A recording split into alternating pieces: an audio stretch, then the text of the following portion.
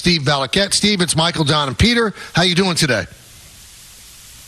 Very good, fellas. Happy to be on with you guys. Game 1, Rangers win. Do they have to continue doing the same thing? What are the corrections that the Capitals have to make to try to get back in this? Well, what we saw in game number 1 on Sunday was a very mature approach to the game for the Rangers. The first period was low event, but that was okay with them. And when they got up 3-1 in the second period, what I liked most was they didn't open the game up. And it seemed to me at that moment that Washington was trying to invite them into a rush game. And the Rangers didn't go for it. They were coming back. They were defensively responsible. Everybody was communicating. I saw good switches with the forwards and the D down low. They had layers, and they got down the ice without risking it offensively and maybe putting themselves in a position where Washington would counterpunch. The one weapon Washington does have is they have a power play, and Ovechkin is still very relevant on it. He had 9 power play goals from the All-Star game until the end of the season, and he really revitalized them. They were 27th on the power play before the All-Star break, finished with the best power play in the NHL from the All-Star break to the end of the season. So if the Rangers can play with the same discipline, as much as Washington's going to try to adjust, the Rangers should have all the answers. And the big question has been 5-on-5 play. You know, how good they are on special teams. But, you know, all 4 goals were scored of 5-on-5. How big of a problem do you think it is moving forward for this Rangers team to be able to play better at even strength? You know what it's been? It's not that they don't create enough at 5-on-5. It's they have a finishing issue at times. Mm-hmm. And that was really the story of the season. And if you go back to the beginning of the season, they start 18-4-1. But the story around the team was, well, they don't score at 5-on-5. And I think when that message gets in the locker room, I know what it's like. Guys get uptight about it. They want to get their points. And guys like Panarin and Kreider and Zibanejad, they want to play a rush game, because when you skate up and down the ice with the puck and you outman the opponent, it's your best chance to score at 5-on-5. It's not mucking and grinding down low. And when that happened, the Rangers started falling behind. They had a terrible January, were able to recover their season with an amazing February, March, and April. But I don't think they have a 5-on-5 problem per se. At times, they just have to reel it in and not put too much risk into their game, because when they are following it, when they're following their game plan, they can be very effective. And I think look, the one issue I've had with the club all year is they give up too much off the rush, high danger chances at home, because they want to open it up for the fans. And I know what it's like for the guys. They want to open it up. And I think that if they can keep a team mindset together, they'll be okay. They just have to be cautious of not going for it too much with too much risk. Now, you mentioned, Steve, the rough January, and one of the main culprits was the goalie. Shesterkin had a really bad month. What turned around for him? What got better? You know, I remember from my own experience, and I was talking to Henrik about this, sometimes you just get so pissed off with the way you're playing. You get so ticked off that you figure it out. I can remember being in a slump where my agent called me and he said, hey, you better wake up or you're not getting the contract next year. You know, and it was just that one call where it just went off. And sometimes it's a save. I felt like he went through a part of his season where it's tough for us as analysts to say it, but it has a look. He was in his head. He was thinking too much, and he had a really hard time playing. And it got so bad to a point where I thought the better option was to go with Jonathan Quick and let him sit for a little bit. And they did that. He sat for a few starts that he regularly would have played. And then I think he got ticked off, and he went out and played some good hockey. And I'll tell you what, it's not that easy playing against Washington. The one reason why is because there's a lot of time for Shesterkin to think in the crease in this series. Washington takes the fewest shots in the league that are still active in this playoff with the 16 teams remaining. They had 26.5 shots on average per game, which was 30th during the regular season. They're clear-sighted shots, the one where they see Shesterkin eyeball to eyeball. They don't shoot them. They only take 8 of those a game. That's 32nd in the league. There's 32 teams in the league. And they're low-danger shots. They're easy ones. They're feelers. They're 31st there. So it's not a game where Shesterkin's going to have a lot of warm, easy shots to prepare him for a very difficult one, a breakaway or a 2-on-1. This is a mentally taxing series for him. He's not going to face a lot to keep them in the game. Now, Charlie Lindgren's been really good against the Rangers. I thought he was even pretty solid in Game 1. The fact that he catches right-handed, and that is so rare in the NHL, how much can that throw a shooter off? Yeah, you know what's interesting is they do have Louis Domingue up, and he's taking shots. So I think it's helpful to have a guy that does catch right in practice every day for the shooters to get a look at it. So that's a positive. It's a different thing. Guys hate it. I know they hate it because when I was in the room with these guys, they're like, "Oh, I hate playing against the righty," and it's blocker side for everybody. And the Rangers definitely did target it. And one thing I can tell you that the analytics said was that Charlie Lindgren allowed 39 goals over his high glove during the season. That's second worst in the NHL. So guys are going to be shooting high glove, even though it's the opposite side. But again, from being in practice all those years, I know that players just like to shoot their shot in practice. It's not too often they want to read off the goalie, but they want to make their shot.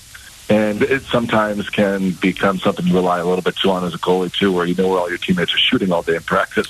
Talk with MSG Network, Steve Valiquette. Steve, as the season was coming to a close, we were playing the what-if game. If they finish here, who they would play. Did this play out as well for the Rangers as it could possibly play? The Capitals, are they the team that you wanted them to play, that they were best suited to move through? Yeah, that's what I felt for sure. And there was time where I thought maybe it was Tampa Bay and they were surging, or even Pittsburgh, which kind of scares you a little bit. They didn't get in, but they have star power up front. The Washington Capitals have gotten old. They're a lot slower. They're really banged up. They're missing 3 regulars on the defense. So they're beat up. They've only really got one guy that's got a ton of speed up front, Connor McMichael. So no, I think it's by far the best matchup. The Rangers are stronger at every single position, and they have elite coaching. Their staff, it's one thing that doesn't get talked enough about. They have an elite coaching staff. It's so amazing, guys, because I saw it develop right before my eyes this year. 3 areas of weakness last year that coaching had a strong impact on improving this year, and which is why they won the President's Trophy. They've got a great forecheck now. They finished with 13 goals in the forecheck this year. That ended up being 3rd in the NHL. They upped their face-off goals from 9 to 18, and that ranked them 5th from 29th. And rebound goals, they were the worst rebound goal team in the league last year, and they finished 5th this year with 32 rebound goals. So they improved, and those were coaching impacts. I thought the coaches had a great year. Yeah, because the players to a man, it sounded like, Steve, coming out of the exit meetings, said they wanted to be coached. So is that the difference? Because, as good as Gallant was, and let's give him credit, he had success. He took the Vegas Golden Knights to the Stanley Cup final and had the Rangers close to doing the same thing. But what does that look like? What is Peter doing that Gallant didn't do? Well, first off, hockey players crave culture and crave structure. And when you can have somebody come in and just put those 2 things at the forefront of importance and then live by it every day, that changes everything. It changes your mindset. And there is a time during the year where you look around the room and you could be out having a beer or a coffee with the guys and you say it, like, we can't win with this guy. He just can't figure the lines out. He doesn't have a game plan. He's never organized. Like, I've been in those meetings. Like, we talk openly that way. This is an elite coaching staff because of how prepared they are, how hard they work the players in the practices, the structure they play with, the game planning. The other night was a really good example where Panarin got double shifted. The Rangers score on the next shift with Rempe, and I'm glad Rempe was in. I've always said the 2 most physical games in the series are games 1 and 3, and it was great to see him in there. And this guy's taking the city by storm. And these are all coaching decisions. And again, I think that they've been so strong at every position. Just a great elite coaching staff. And I'm sorry, Michael. Steve, how much of an impact does Peter have directly on what Lafreniere's become? He had a career year. He made that Panarin goal with that hit along the boards. How much responsibility does Peter take for him? Well, it's one of those 2, right? Like, and I know this gets said. It's the first time he's been coached. To be fair, it's the first time this kid's really been coached. And he came in during the COVID season, so it was a difficult time to adjust.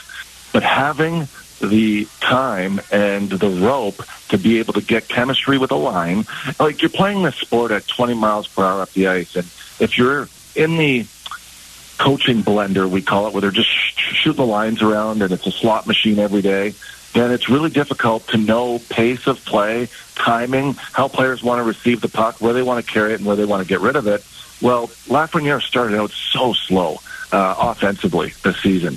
And you guys know I have a stats company, and within the company we have an expected goals model, and within that model he had the worst numbers in the NHL right around January, mid-January. And then he just went off. And so I give Peter all the respect in the world. By the way, I played for him twice. I played for him in the minor leagues, and I played for him in the NHL. I know him. He's very intimidating, but he can also be a guy that gives you a pat on the back, and when you feel it, it's meant. You know, and I'm sure that there was a little bit of that fatherly love there, where it's, hey, kid, you're getting all these chances. Just stick with it. Keep going. You're going to be fine. Because if I was Lafreniere, I would have been sweating it around mid-January. And then he went off. And the funniest thing about the story was he ended up a little over league average with the chances that he had, and he was finishing. All right, final thing, Steve. So it looks like, you know, Peter's the perfect coach for this team, and he has succeeded. He's taken 3 teams to the Stanley Cup 1-1, but he keeps losing jobs. So does he have a short shelf life? Well, I think every coach does, to be honest, Michael. It's the way the sport is. They recycle through. And one of the things that happens in our sport, I'm not sure if this happens with baseball managers or if it happens in football, but when a guy gets let go somewhere and he's got 2 years remaining on his deal and he wants to still work, he goes to the next franchise and they work out that deal. He's not getting paid twice. He's not getting paid from Washington and the Rangers this year. And that's not the case in Peter's case, because he wasn't on a deal. He just didn't get re-upped. But I just think that every coach has a voice that kind of gets stale after a while because of the sport that we play. I mean, we're playing football on ice, and you need to motivate in there every night, and it's not a 16-game season. We're playing 82, and guys get sick of meetings and sick of hearing the same message, and after it doesn't work for a couple of years, it's human nature for guys just to turn off and stop listening, and I think that's always the case in hockey. Very few times do you see somebody at the end of a long coaching tenure win. They win early. John Cooper is somebody that comes to mind in Tampa Bay. But is Tampa Bay getting closer to winning, or will they make a coaching change too soon? We'll see. You know. Please give Giannone a big kiss for me. He knows how I feel about him. Oh my God, he's on fire right now. You should see him. He's been hysterical. He is ranting and raving. It's been awesome. That's the John I know from Fordham. Absolutely. Steve will be tuning in. Hey, thank you very much, guys. Have a great show. Thanks, got it. So MSG Networks will have game 2 tonight, and every game of the series, and the pregame coverage starts at 6:30 with Valiquette, Giannone, and Lundqvist. 1-800-919-3776. We'll get back to your phone calls, but Peter has to tell you about FanDuel.